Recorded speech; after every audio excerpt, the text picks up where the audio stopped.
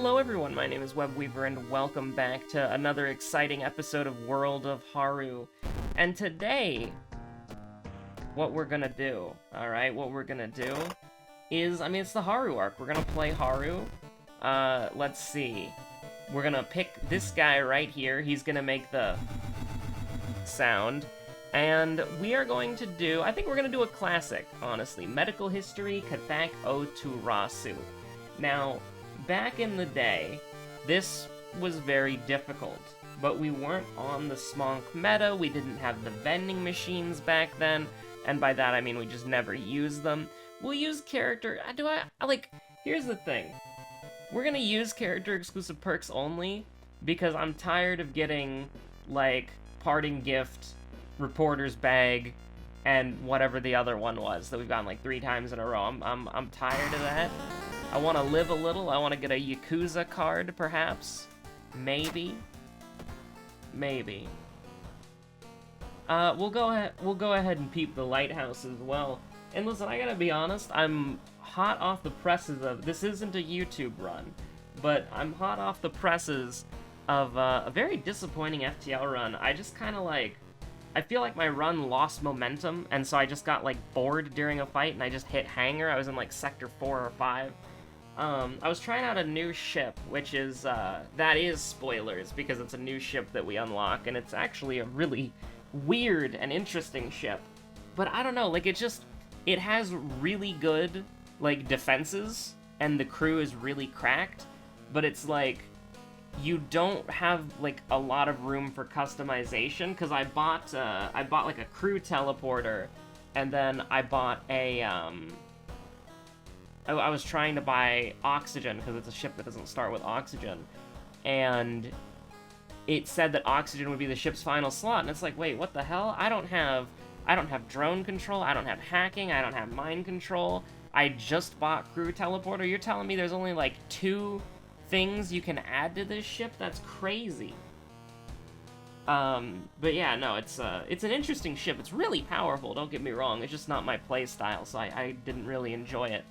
But, we do have something interesting coming in the pipeline for FTL, but for the pipeline of this run, your seconds, light source, no knowledge, though. And I think what we basically got here is strength and charisma, which both of those are very easy to do. And we are gonna probably take the monkey wrench just because... I think we're probably gonna go to the... I did take the alternate school, right? I'm pretty sure I did, but it's literally just autopilot at this point. I just click the buttons. I don't even recognize what's happening on screen anymore. I don't know if the save and load features there work.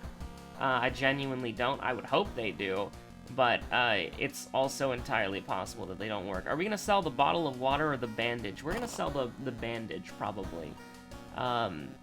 Because what I like the bottle of water. It's a consistent, sometimes it's a brick, but most of the time it's just a consistent healing item, which makes your end of mystery / beginning of mystery healing a little bit better, which is always nice. So we got eels, wordless ward, mermaids. I'm not this one's really interesting, because this is school and seaside gaming, which is not something that you see very often, but we'll go ahead and try it out. I don't think there's anything wrong with school and seaside gaming. Well, I'm willing to give it a go. If you're willing to give it a go, I think that's completely fine. So here's sort of the, if you want, you can just take this and get out. The problem is that we sold the bandage too soon, right? Because this is the heavy-duty flashlight. Even though we have to level our strength and charisma and we're not incentivized for leveling knowledge, it still is appealing. However, it's left unviable by the fact that we sold the bandage, so we have 4 funds. The entire strategy revolving around this Haru run, this Haru arc, is staying at 0 funds as consistently as possible, so that you can try and get, as much money as humanly possible. So that's what we're gonna do. Honestly, I think it's totally okay if we wanted to take a, you piece. So this is what I mean by sometimes it's a brick, but we'll risk going through it, that's fine. I would like to see... Let's go ahead and go to the History Club. Let's get some boon and or advantage. Both Ancestral Strength and Core Strength are really nice. We're gonna go with Ancestral Strength because it's something that we can use right away, and it is not something that we can normally get, right? Like, because when we level up, it's entirely possible that we get Core Strength, right? Because we're on character-exclusive perks. So that wasn't just like a freak of... That was amazing, by the way. That was a risk. That was a risk, but we made it. It was a 50-50 shot, but still. Sometimes it doesn't feel like a 50-50 shot. Like, here's the thing. Core Strength is something that we can viably get. First enemy, by the way. But something like Ancestral Strength is completely random. And so I think it's important, and I did mess up. I didn't go to the Seaside one early. We will go... I mean, we're gonna go there twice, that's fine. Let's see. This is a luck check? Yeah, sure, let's go. That's okay. That's actually fine. Now you might be saying, Web, you're gonna be at 3 reason if you're lucky. I still think I'm relatively okay. Like, we're gonna have the level up soon. We got the +1. Maybe I should have tried to get a foreign smonk, because it's the same money, it just costs more doom. But I think with Kana, and just how the ecosystem of getting reason back from smonking exists, I think that's completely fine. You know, I don't think that's particularly very, like, it's not gonna be a big deal. I don't think it is. Especially because another thing that we can do is we can, you know, use we can forget Ancestral Strength, because that doesn't interrupt an active ritual. So, I think it's like, I wasn't worried about it at all. So we could do mermaids, we could do sailors. We need to discard 2 items on sailors. Then we have school scissors. I think we'll do school scissors immediately because it's, I either want to do school scissors or ward immediately. We're gonna do school scissors because this is timeline B, so we're not getting a boss fight. And by the way, yeah, it's just the chonky rat, which is somewhere here. Doesn't even seem like the chonky rat showed up on the like log. That's a little bit weird. But anyways, or no, we probably buried it because we've taken a lot more actions. Like, I got a little bit confused because it says a new ally has joined you, Kana. That's because Kana leaves you and then comes back. So it's not a new ally has joined you, it's just you have Kana back now, and that's a new thing in the log, so it probably pushed Chonky Rat down. I don't remember anything else. The nice thing about Kathako Tarasu is that combat is always going to be memorable because you have to fight. Like, you can never just be like, nope, not dealing with it. You always have to take that step. So, technically speaking, all of these things are not helpful. Unless we get semi-auto later, in which case that could be, like, patently ridiculous. I think... Let's see. We do have more school gaming, don't we? We have Wordless Ward. Yeah, we have mermaids and sailors. So I'm gonna take art knowledge, and I know that might seem a little controversial, but it does help in this mystery, it helps in a different mystery. Is that the Bite of 84? Dun dun dun. Let's see our friend, our pal. Yo, it's the lad! It's the boy. Love to see it. Okay, that's an infected wound. That's pretty annoying, honestly, but, you know, it is what it is. So, 2 of these will kill. I highly doubt we can just destroy him. I wonder if we can get 3 off on one of them. I don't think so, because it fits so perfectly, but we'll take 2 80% chances. He's doing 2 stamina, and the status effect that he can give you by attacking does not actually, like, do anything. It's supposed to do something, but I don't think it does. It's a bow and a clap. He's our second enemy, by the way. So remember your teacher. Remember the lad himself. The swimming instructor. Actually, he's probably not a swimming instructor. He's just kind of, like, drowned. But, okay. Access storage, perform the ritual. We're just gonna perform the ritual. I've been watching horror movies on Netflix recently. That's a clapping about, right? Yeah. I've been watching horror movies on Netflix recently, and I watched something called The Conjuring, which I actually really enjoyed it. I thought it was kind of like... I'm not even paying attention to this, it doesn't matter. So it's a bow clap, and then it's 4 claps, is that right? That's kind of crazy. So it's 1 bow and 4 claps, that's wild. But, you know, I thought it was really, like, it wasn't a slow burn movie, because, like, you know, they have, like, birds hitting the house and the dog, spoiler alert for a movie that came out in, like, 2013. But, like, the dog dies immediately, the birds are, like, slamming into the house. You know, it's kind of a slow burn, and it's pretty, like, you know, it's not, like, a super slow burn, because there's, like, paranormal stuff happening, but there's an escalation to it, you know? Like, the dog is refusing to go into... like, the dog won't go into the house because the house is scary, so the house kills the dog first, because the dog is the one who knows what's going on. Or at least the dog knows that something's wrong. And then you have... We'll do sailors now. We do need to do this side quest, by the way, but it will probably end up being... whatchamacallit. Probably just discard 2 items. We need to get the infected wound taken care of, but that's not something I'm going to worry about right now. Go ahead and sell the baseball bat. We're going for another pack of smonks. Again, maybe you could make the justification, since the dog store is here, that we go for foreign smonks. But there's no guarantee that any smonks are going to be there, and I don't want to go on a reroll, on a reroll quest. But I liked the movie. I thought it was all right. There are a few things that I thought were absolutely insane, like how the spoilers again for a movie that came out in 2013 that was very popular apparently, so you've probably already seen it. But like, there's a point where the main female character, she has like the vision, and she's like, "Oh my god, the demon is using the mom to kill the kids," and then they leave the mom alone with the children, and then the mom tries to kill the kids. That was like, are you stupid?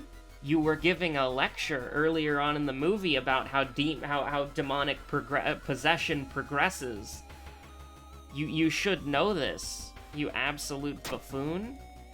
But that was kind of a stupid part of the movie. But everything else I thought was really good. I thought the part of the movie where it's like the two main characters are like the priests. Well, they're not ordained, but they're paranormal investigators, and they're like I want to call them priests, but the movie says that they're not priests. But like, they're not ordained by the church or whatever, and it's like, you know, they're basically setting up a paranormal investigation squad, and you see them going through the house, and you see them going through the house and basically like setting up all the tripwires and cameras and recordings, and the movie takes place like, you know, quite a bit in the past, to where it's like, you know. Okay, hold on. So we do that 80% chance. And then we do 80-70 here. Oh, Jesus. Just don't miss. Thank God for that. Thank God for that. Yeah, no, for real, for real. But, yeah, no, it's, I thought it was relatively entertaining. And again, I really like that scene where they're setting up all the paranormal investigation stuff in the house. And I thought that was really cool. Just the leaving the possessed mom alone with the kids, I think, was incredibly stupid. And there's also kind of like a dumb scene where they do a lot of cool scenes where it's like the paranormal investigators are helping the family get like reclaim some sense of normalcy. And then it's like there's this really dumb scene where they're just kind of like the two main characters just walking around outside the house and like, "Oh God, isn't it wonderful to get some fresh country air?" And they're leaving so that the ghost can do some shenanigans on the family so that they can go, like, running back in, right? But, I don't know, I thought it was a good movie. It was pretty creepy. But then I watched the sequel, The Conjuring 2, And that movie was a dog. Like, that movie was dog water. It was terrible. Like, yeah, no, I genuinely cannot even, like... It feels like, A, it was made by a completely different team. The characters that are returning feel like caricatures of themselves. And, like, there's, like, there's a couple of really good scenes. But then there are also just a lot of, like, stupid scenes. Like, I'm sorry I'm holding the video hostage for this, but I'm just remembering. There's this one part. So basically, for some reason, I don't know why, but it's like a big part of the movie is the two main characters. They're going to London to save this British family from demons. And a big part of the movie that I have no idea why is they're trying to figure out if the British family is faking it or not. And I'm just like, what? Like, it was just such a weird, like, I thought it was a joke. Like, I genuinely thought it was, like, a joke, that, like, it was just a joke that didn't land or something. But no, there's genuinely a part in the movie where the two main characters, after witnessing all sorts of paranormal shenanigans, like a demon in water and a little girl who can, like, just absolutely wreck shit in the house with, like, strength that she should not have. Also, she would be the greatest, like, voice actor of all time if she could pull off the shit that she was doing. And they think, like, there's a moral dilemma in the movie where they're like, oh, we think the little girl and the mom are faking it. And then, like, what's even weirder is there's a part in the movie where they have, like, there's this woman who's trying to prove that the family is faking it. And they are, like, the woman is, like, secretly recording the house, and she's recording like, the main paranormal activity room without the family's knowledge. And so she sees the little girl, who is possessed by the demon, by the way. She sees the little girl go into the paranormal activity room, and then the little girl starts, like, flipping tables, smashing shit, and, like, all of that. And that's used as evidence that the family is faking it. And it's like, you've seen the little girl teleport and phase through walls. You've seen, like, she's possessed by the demon. And the demon goes into the room to break shit. And so you see the little girl go into the room to break shit, and then all of a sudden, everybody's packing up their bags and leaving. Like, it was just the weirdest fucking thing I've ever seen. And, like, I cannot believe. Like you see the little girl somehow, like, get into an area that is, like, literally impossible for her to get into. And the explanation of this is that she is teleported, and you think she's faking it, right? Like, you think she's just the greatest voice actor in the world. She can just miraculously teleport through walls. And, like, that's so bizarre to me. It's like, the whole point of the movie is that the little girl is possessed by the demon, and you see the little girl go into the room and start breaking shit, and then that's used as an excuse for, oh, she's faking it. And you want to know what the absolute most fucked shit is? The little girl says nothing when the main characters are like, when the main characters are packing up and leaving. And the main characters leave. And the siblings of the little girl ask them, why did you fake it? Like, they don't ask, did you? Because, like, one of the weird things is at the beginning of the movie, there's, like, this setup of, like, the girl is caught in something she didn't do, and she tries to tell the truth, but nobody believes her. And so I thought they were trying to, like, incorporate something like that in there. It's just, like, the two main paranormal characters are just morons for some reason, and they don't believe the little girl, but the little girl's telling the truth. But then what's the most bizarre thing is that it turns out the little girl was faking it, because she admits to faking it. But here's the most messed up thing, is that the reason why the little girl was faking it, and she wasn't really faking it, is because the demon said that her family, that the demon that has been established and seen throughout the entire movie, the demon told the little girl that if she didn't fake an incident, that the demon would kill her family. And it's like, okay, so why is the little girl smashing shit in the room? It's because the demon is making her do it. And so is that her faking it? No, it's not. The demon is forcing her to do it. So, like, yeah, sure, it's coercion instead of, like, brute force, the ghost possession, right? But it's still, the character is being forced to do something by the ghost that has been well established.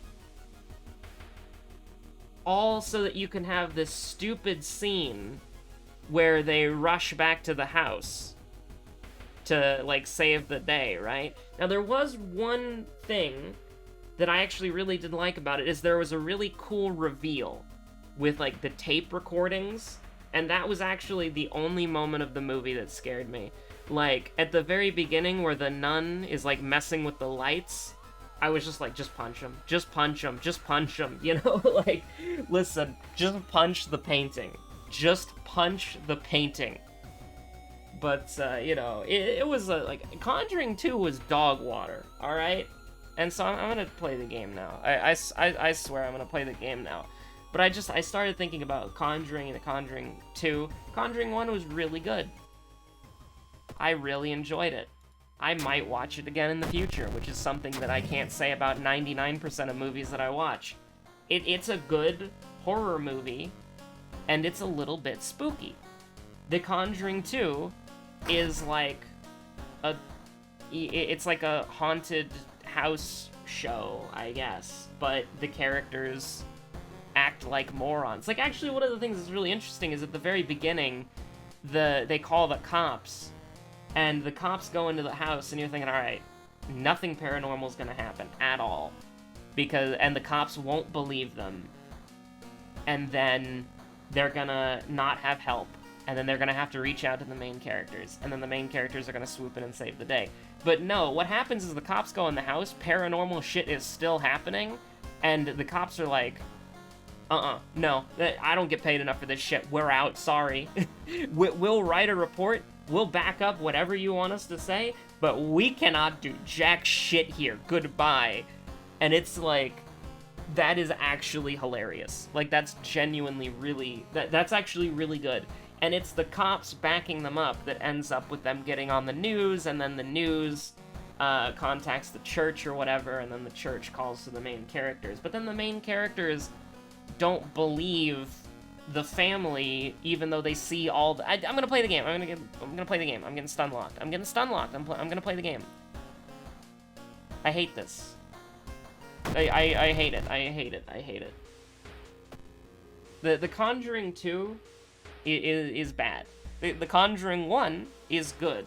And then there's like a new one where it's like Annabelle the Creation. It's like, I don't give a shit about that. I don't want to care. I don't care about the doll. I don't care about the doll at all. But yeah, anyways, no, it's, we're gonna have to get rid of that infected bite at some point. You know, just as a treat, honestly. But, yeah, no, it's, goddamn. Like, that's, why is The Conjuring 2 The Conjuring 2? Like, I'll never understand. Oh my god. Okay, so here's the deal. You can go to hell. Nice. There's probably a cleaner way that we could have done that, but if it works, right? You don't need to reinvent the Haru wheel. Now, if I could get some money, you know, that'd be pretty nice. We could honestly just rest at the house if we wanted to. Like, I don't think that'd be a very big deal. I'm pretty sure we'll have smonks for the whole story. Ooh, speaking of resting at the house. We don't have fetid fumes either, do we? Yeah, no, that's Arcane Storm. We could realistically jog around the block, but I want to heal. I want healing. I like healing. Healing is nice. A natural beauty, huh? Okay.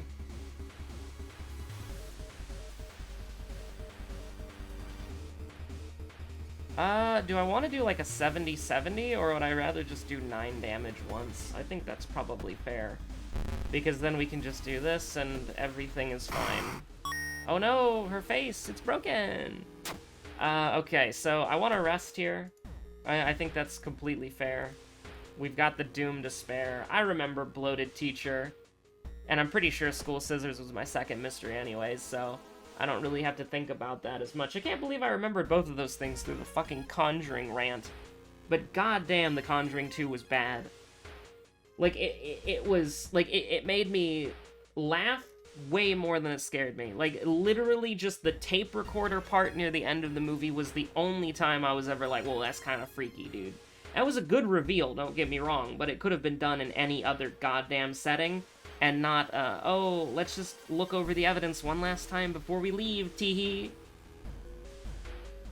We're just gonna go in here. I want to rest one more time. That's completely fine. 13, so we're gonna go into Worrying Ward with 12 smonks.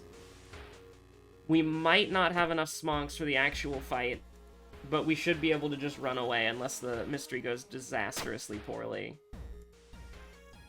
Do we want to fight here? I think we probably do, right? Because we'll have, like, he'll do 1 stamina damage to us, and we'll have a pretty reliable 14. He's also weak to this type of damage. I don't know if you knew that. Let's not reinvent the wheel. Like, we got tiny cuts. I don't really care. Tiny cuts is fine. That was an easy combat. We're leveling up. We're gaming. Fetid fumes now. All right. So here's the thing. With hunger, leadership is a lot more sus than it used to be. So, I mean, we might as well take at least one of them, but I'm trying to think. None of these really help at all, honestly.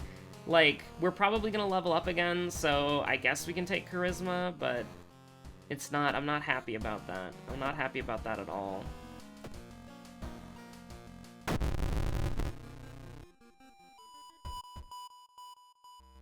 I'm actually kind of curious. No, 100 speed, that's a no. That's a no gaming moment.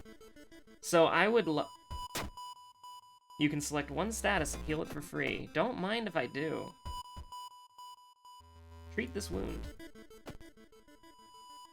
I mean, hey, that's pretty lucky, alright? That is pretty lucky, because we're at 0 funds.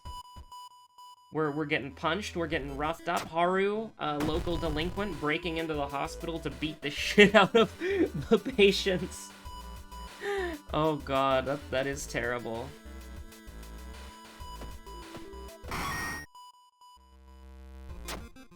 So, I think we're probably pretty fine here. Like, I think we're probably... I almost want to rest just to skip an investigation to keep a smonk, but I'm not gonna risk the doom, I don't think. Go for his weapon? Oh no. Hey, is it just me, or are we losing all of our stamina? Like, did we just lose like 8 million stamina? In the opening act of this mystery, and we've still got quite a bit to go. Oh look. Thank God for the random dexterity check that we passed for some reason. That is, not good. Not bingo. We will take a ride, because I don't want to opt into more sanity. You know, it's 5 nights of the hospital. Why would you want to stay? Yo, let's go. We've got a friend. We've got a woman on the inside. Now, I'm pretty sure if we just stock our inventory up with this stuff, we should pretty realistically have a chance of, you know, like, killing the enemy. I would have liked to, I would like to have wiggle room. We'll give her a chance. That was actually kind of scary, missing the literal first one. But, I think, okay, I was actually an absolute moron. There are no investigations here, even though this mystery feels like 8 million years. We had 12 smonks, right? So that means there's only 5 investigations, or at least it only counts for 5 smonks. That's crazy. But, we will fight. We will throw an art exhibit at the Yakuza driver. That's fine. I feel like we probably want to brace for impact just so that we don't, you know, just in case. Because, yeah, we could have killed him in, like, the one turn, but I don't know. Okay, there's core strength. There's our charisma level up. We're feeling pretty good. We are Bing. We are chillin'. We are having a good time. Okay, so your seconds, light source, Takashi, and then the 2 stat checks. I don't even know if strength will be tested. I wasn't paying attention. It won't? So really, charisma was the only thing that mattered. So, I mean, we're good. We're just hanging out, honestly. I'm pretty sure it was scissors, and there we go. We can get the enemy wrong. I mean, I'm pretty sure we could get both of them wrong. Yeah, we could have gotten both of them wrong. I'm pretty sure. We'll see. We will see.